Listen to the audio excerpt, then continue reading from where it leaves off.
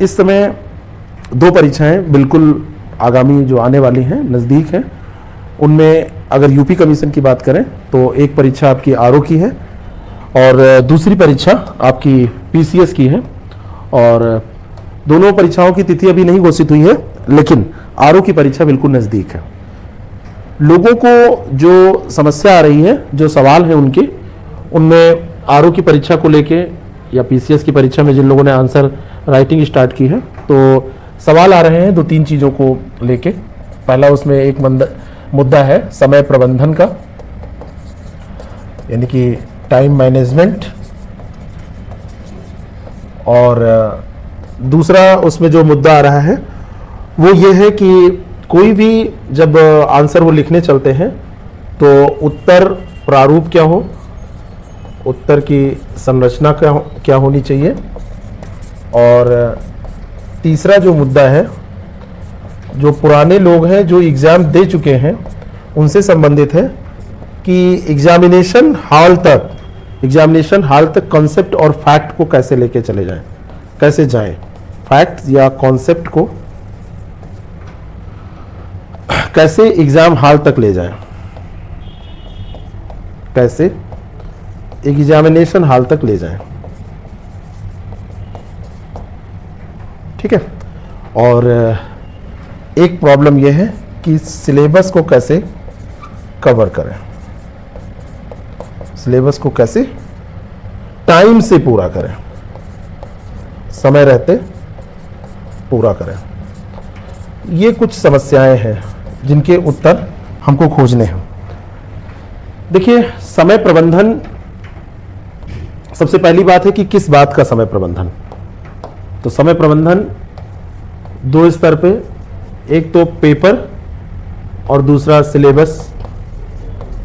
Paper में और सूक्ष्म दृष्टि से बात करें तो क्वेश्चन लिखने में समय प्रबंधन कैसे करें।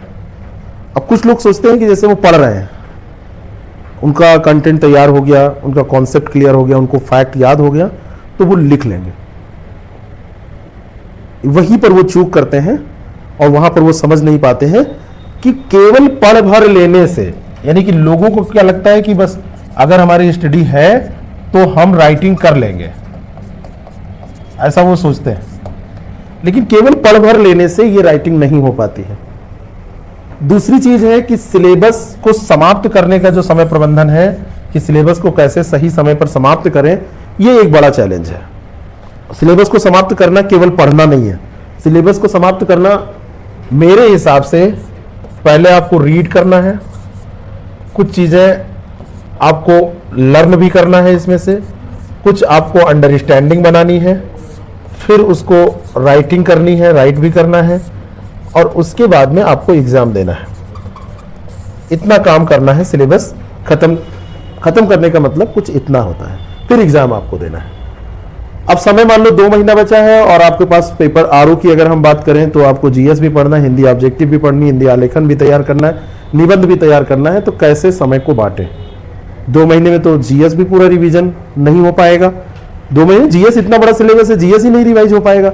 हिंदी आलेखन जिन्होंने अभी तक नहीं पढ़ा, हिंदी आलेखन उठाएं तो पहला प्रश्न गद्यावतरण, दूसरा सारणी रूप, तीसरा पत्र का, चौथा आपका वोकैब ही आप रटें तो 2 महीने में इतने वोकैब आपको मिल जाएंगे कि लगेगा अरे 2-4 महीने और मिल जाते। और वोकैब पूरा दिन तो आप पढ़ नहीं सकते, कंप्यूटर भी तैयार करना है, मुहावरे लोकोक्तियां भी तैयार करनी है। तो ये समय प्रबंधन यहाँ पे सिलेबस को लेके भी लोगों के दिमाग में आता है।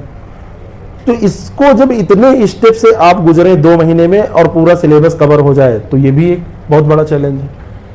अब आता है कि उत्तर का जो स्ट्रक्चर है, आंसर का स्ट्रक्चर, एक्सट्राइजेशन ऑफ आंसर, यानी कि कैसे आप स्ट्रक्चर करके फिर लिखते हैं।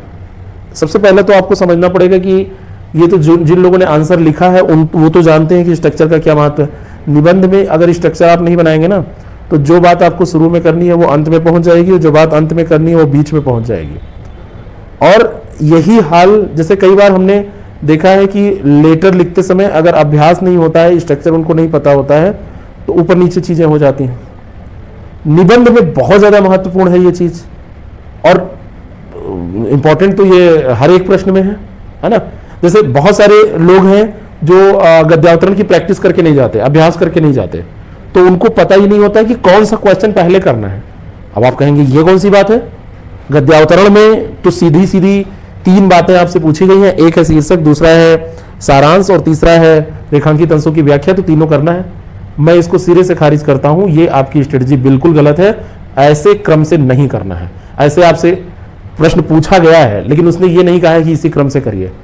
मैं आपको तरीका बताऊं, उस तरीके से आप करिए कि पहले कौन से प्रश्न का जवाब दीजिए, फिर किस प्रश्न का जवाब दीजिए, फिर किस प्रश्न का जवाब दीजिए। मैं कह रहा हूं शीर्षक आपको पहले नहीं लिखना है, शीर्षक तो सबसे बाद की बात है, सबसे बाद की बात है। तो ये संरचना कई रूपों में, एक तो एक उत्तर को लिखने में और दूसरा प्रश्न को हल करने में, एक ही क्वेश्चन के 3 खंड के जवाब आपको लिखने हैं, तो कैसे आप लिखेंगे। और तीसरा यहां पर एक मुद्दा है कि फैक्ट्स और कॉन्सेप्ट कैसे एग्जामिनेशन हॉल तक पहुंचे। ये जितनी तैयारी आप कर रहे हैं, जितना कुछ आप कर रहे हैं, केवल एक काम आप करने की कोशिश कर रहे हैं, कॉन्सेप्ट और फैक्ट को एग्जामिनेशन हॉल तक ले जाने की तैयारी। और दूसरी चीज अगर उसमें जोड़ दे तो दूसरी बात ये जुड़ जाएगी कि उसको डिलीवर करने यानी कि पेपर पे लिख देने की तैयारी। इसके अलावा और क्या आप कर रहे हैं? आपको कहीं भाषण नहीं देना है, कहीं आपको पढ़ाना नहीं है। अगर केवल एग्जाम पास करना है तो कहीं आपको पढ़ाना नहीं है। तो अगर इतना काम आप कर रहे हैं तो यही काम कैसे सही से, ये जिन लोगों ने पेपर दिया है उन्हीं को समझ में आएगा। ये प्रथम बार जो देने जा रहे हैं उनको समझ में नहीं आएगा, उनको तो लगेगा जो हमने पढ़ा वो तो हमको याद ही रहता है। ये भी एक समस्या है। और एक है सिलेबस को टाइम से कैसे पूरा करें, है ना। अब वही बात है ना कि इसमें जैसे सिलेबस आपका अगर आरओ की बात करें तो जीएस के बाद हिंदी, 3 ही चीजें हैं सिलेबस में। हिंदी में 2, एक ऑब्जेक्टिव वाली और दूसरी आपकी डिस्क्रिप्टिव है, और फिर आपका एक हिंदी निबंध। ये हिंदी में ही लिखना होता है इसलिए हिंदी निबंध। इतना सिलेबस है। लेकिन अब जीएस को ही आप ओपन करेंगे तो बहुत बड़ा सिलेबस है, बहुत ही बड़ा सिलेबस है। प्रीलिम्स में आप पढ़े हैं, हिंदी में 5 टॉपिक हैं आपके, प्रीलिम्स में से पर्यायवाची निकाल देंगे और 30 क्वेश्चन आपसे पूछे जाने हैं। हर टॉपिक से 6-6 क्वेश्चन पूछे जाएंगे और निबंध 3 आपको लिखने हैं। तो इस तरीके से आप इसको देखेंगे तो ये भी एक बहुत बड़ा चैलेंज है कि अगर आपका एग्जाम जनवरी में मान लो कि अंत में ही होता है, एक तो ये दिमाग से निकाल दीजिए कि जब एग्जाम होगा तब आप मान के चलिए कि वहां तक आप तैयारी करेंगे। आप 15-20 दिन स्पेयर में रखिए, और मेरा तो मानना है कि कम से कम 1 महीने पहले आप सोच लीजिए कि एग्जाम होना है, तो जो 1 महीना अंत का बचेगा उसमें आप रिवीजन अच्छे से कर पाएंगे। अब इन सारे प्रश्नों का क्या जवाब होगा? प्रश्न तो आपको समझ में आ गए। आप सोच रहे होंगे इसमें क्या आप बता रहे थे, तो सब समझ में आ ही गया है। सबसे पहले आपके पास डेली का स्टडी प्लान होना चाहिए। आपके पास डेली के साथ साथ एक वीकली स्टडी प्लान होना चाहिए। ये जब होगा तो आपके इन दोनों प्रश्नों का उत्तर, एक तो सिलेबस का मैनेजमेंट और एक आपके सिलेबस को पूरा करने का जो टाइम के दौरान पूरा करना है, इन दोनों चीजों में आसानी होगी। फिर ये जो स्टडी प्लान हो ये 2 भागों में बटा होना चाहिए। एक तो कितना आप पढ़ रहे हैं और दूसरी चीज यह है कि क्या पढ़ रहे हैं।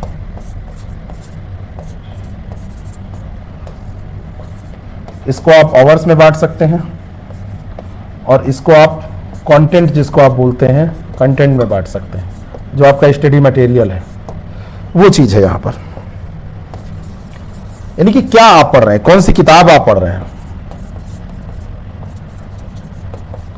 है ना, क्या सामग्री आप यूज कर रहे हैं। फिर आपके पास कम से कम ये मान के चलिए 5 टेस्ट होने चाहिए।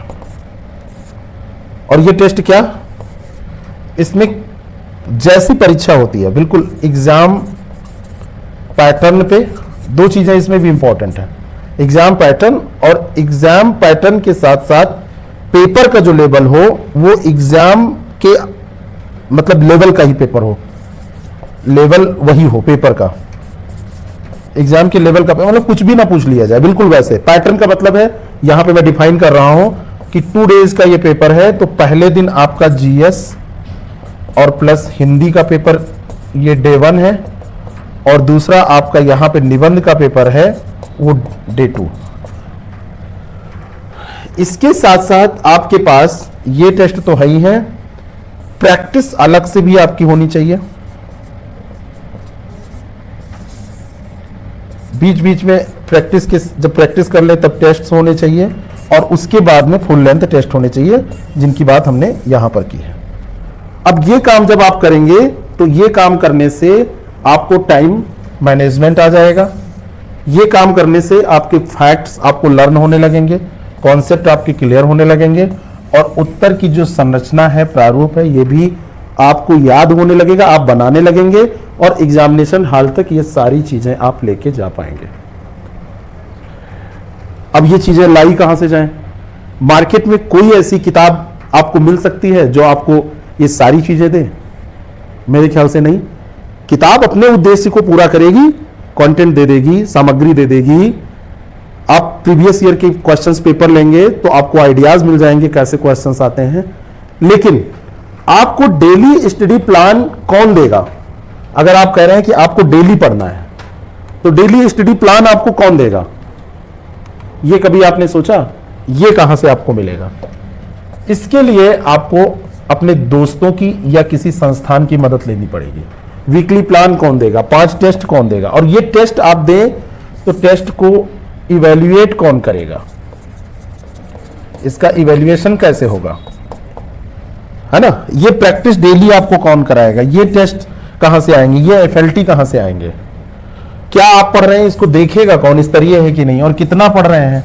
ये तो टारगेट पे डिपेंड करता है ना, कि टारगेट आपको दिया गया, आपने फुलफिल किया। और हर व्यक्ति की क्षमताएं अलग होती हैं, हर व्यक्ति का पढ़ने का तरीका अलग होता है, तो सबको एक बंधे बंधाए प्रोग्राम में नहीं बांधा जा सकता। इसके लिए कई बार जरूरत पड़ती है कि पर्सनल स्टडी प्लान सबका एक बनाया जाए। जरूरत यह होती है कि 1-to-1 गाइडेंस दिया जाए, आंसर राइटिंग करा के अलग अलग पर पर्सन उनकी कमियां निकाली जाए, उनके डाउट सॉल्व किए जाए, उनके कॉन्सेप्ट को सही किया जाए जो गड़बड़ है। और डेली के साथ साथ वीकली रिव्यू इसलिए, टारगेट इसलिए जरूरी होता है कि हर व्यक्ति डेली समान तौर रूप से पढ़ भी नहीं पाता। एक समान रूप से आप डेली नहीं पढ़ सकते। कभी मान लो आपको जुकाम ही हो गया तो उस दिन आप कम पढ़ पाओगे, आपका डाइजेशन गड़बड़ हो गया तो कुछ आप कम कर पाओगे। बात समझ में? तो इस तरीके से आपको कहीं ना कहीं जरूरत पड़ती है एक ऐसे मेंटरशिप की, आपको जरूरत पड़ती है एक कॉपी चेक करने वाले व्यक्ति की। वो आपका दोस्त हो सकता है, वो आपका के बड़े भैया हो सकते हैं, वो आपके फैमिली के कोई मेंबर हो सकते हैं, आपका रूम पार्टनर हो सकता है। लेकिन क्या 3 महीने तक लगातार ऐसा हो सकता है? 2.5 महीने, 2 महीने, जो भी समय बचा है, लगातार ऐसा हो सकता है? अगर ऐसा हो सकता है तो आप बड़े भाग्यशाली हैं। अगर ऐसा नहीं हो सकता है, आपका टेस्ट हो और टेस्ट के बाद में पूरा उसी डे 1 डे 2 के हिसाब से टेस्ट हो जाए, और उसके बाद में अगर कोई उसको चेक ना करे, कॉपी की चेकिंग ना हो पाए, इवैल्यूएशन ना हो पाए, तो इस टेस्ट का क्या मतलब? स्वांता सुखाए आप दे सकते हैं? आपको लगा कि आपने टेस्ट दिया, जैसे कई बार लोग कहते हैं हम घर पे कर लेंगे। घर पे कर लेने से आपका फैक्ट तैयार होगा, आपको कुछ कॉन्सेप्ट क्लियर हो सकते हैं, लेकिन वो सही या गलत है ये आप नहीं जान सकते। इसी के लिए जरूरत होती है कि कोई आपकी टीम में हो।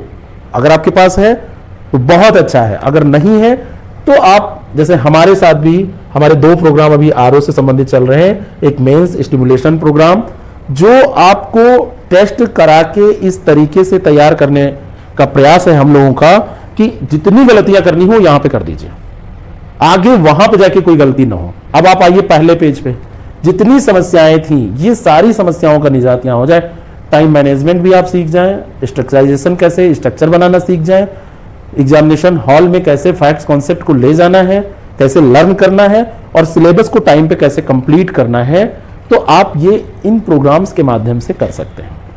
अगर आपको सही मायने में, आपको ऐसा लगता है कि सही मायने में आप सेलेक्ट होने का प्रयास कर रहे हैं, ऐसा आपको लगता है कि आपको पहुंचना चाहिए सचिवालय, तो आप इन प्रोग्राम्स में जुड़ के लाभ उठा सकते हैं। अगर आपको लगता है कि नहीं ये प्रोग्राम मैं क्या करूंगा, ये तो बस प्रचार करने अपना आ गए हैं, मैं कदापि ये नहीं कह रहा हूं, आप ये काम खुद कर लीजिए। आप इन बिंदुओं को ध्यान रखिए, और ये जो काम है इनको सबको करिए। इन कामों को आप करिए, एक एक डेली स्टडी प्लान बनाइए, वीकली प्लान बनाइए, टेस्ट आप दीजिए और प्रैक्टिस कीजिए, फिर टेस्ट दीजिए, और प्रैक्टिस करने टेस्ट देने के बाद फिर आप फुल लेंथ दीजिए टेस्ट। तो आपके जितने ये मुद्दे हैं ये सब समाधान सबका हो जाएगा। सब बिल्कुल लगेगा अरे ये तो कोई मामला ही नहीं था, बस महज क्या करना क्या था। स्वामी विवेकानंद ने कहा था ना कि जो कहते हैं कि हम व्यस्त हैं वो वास्तव में व्यस्त नहीं, अस्त व्यस्त होते हैं। उतने ही समय में कोई बहुत बड़े बड़े काम कर डालता है और उतने ही समय में आपका सिलेबस ही नहीं पूरा होगा। प्रीलिम्स पास करके आए हैं ना, तो प्रीलिम्स पास करके आए हैं तो मेंस के स्तर पर आपको जीएस रिवाइज कैसे करना है ये सोचना है। हमारे साथ जुड़ेंगे तो हम डेली आपको बताएंगे, है ना। आपको कोई समस्या हो हमसे पूछिए तो हम बताएंगे। लेकिन अगर आप सोचे कि नहीं अरे दे देंगे, होना होगा हो जाएगा, तो जब आप ये सोच रहे हैं तो बहुत सारे लोग इससे भी अच्छी स्ट्रेटजी बना के तैयारी कर रहे हैं, इससे भी बड़ी स्ट्रेटजी पे वर्क कर रहे हैं। वो एक दो बिंदु और आगे चल रहे हैं कि ऐसा भी हो सकता है पेपर बड़ा टफ आए, ऐसा भी सोच के लोग तैयारी करते हैं। हो सकता है पेपर लेंदी आए, तो क्या आपके पास दोनों तरीके की स्ट्रेटजी है कि पेपर फैक्चुअल आएगा, पेपर लेंदी आएगा, पेपर ऐसा आ जाएगा कि आप 2 घंटे में पढ़ने में ही असमर्थ हो जाए। तो इस तरीके से हम लोगों के साथ भी आप कर सकते हैं, अपने आप भी कर सकते हैं। बाकी कोई प्रश्न होगा तो आप पूछिएगा। और अगर इन कार्यक्रम से आपको जुड़ना है, ये कार्यक्रम जो है हमारे इन प्रोग्राम्स से आपको जुड़ना है, तो हमारे नंबर पे कॉल कर सकते हैं, जुड़ सकते हैं। और आप ये मान के चलिए कि निश्चित तौर पर आपको इसमें फायदा ही होना है। और आप डेमो भी ले सकते हैं, देख सकते हैं। Thank you so much.